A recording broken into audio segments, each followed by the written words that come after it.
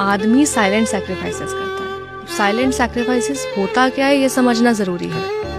अगर मैं लड़की हूँ ना, मैं गिनवाऊंगी, मैंने आज तुम्हारे लिए देखो इतना मेहनत किया, सुबह 5 बजे उठी, तुम्हारे लिए खाना बनाया, सबके लिए इतना मेहनत किया, झाड़ू किया, पोछा किया, मैं बाहर शॉपिंग करने के लिए चली गई, या फिर जो भी छोटी मोटी चीज़ें हैं मैं गिनवाऊंगी।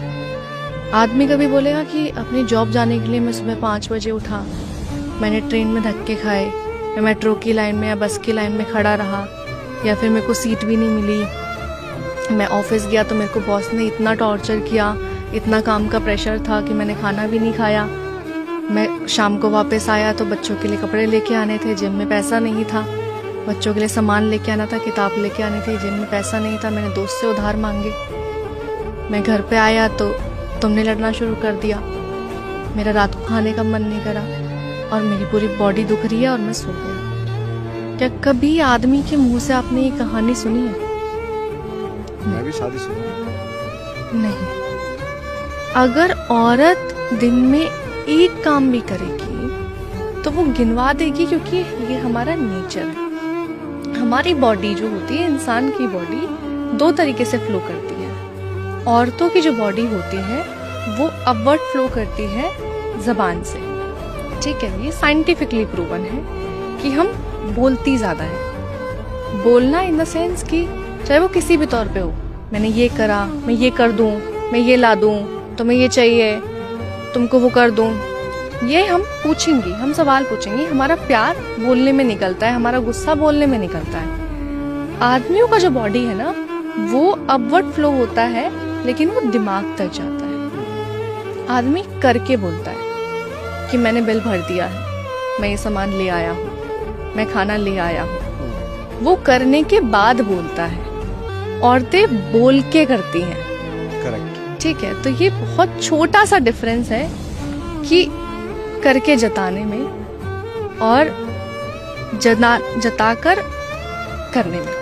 तो ये बात आज आपने फैक्ट कर दिया कि भैया आदमी हो तो चुप रहो, सुनो। तुम आदमी मर्द बना है सुनने के लिए और औरतें बनी है मुझे लगता है सुनाने के लिए। सुनाने वो उनका नेचर है।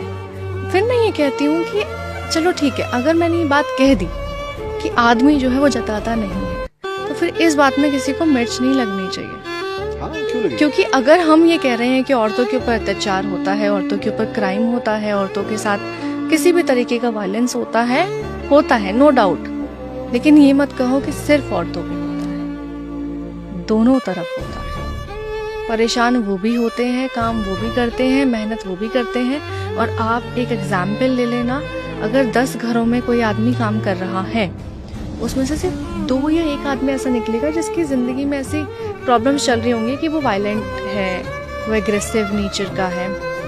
8 आदमी तो मेहनत कर रहे हैं ना। औरतें एक पल में, मैं औरतें बार बार इसलिए कहती हूँ क्योंकि मैं उससे समाज से आती हूँ और मैंने ये चीज़ देखी अपनी ज़िंदगी में। मैं बहुत क्लोजली ऑब्जर्व करके ये बात बोल रही हूँ। हम एक झटके में बोल देते हैं सारे आदमी एक जैसे होते हैं, ऑल मेन आर सेम।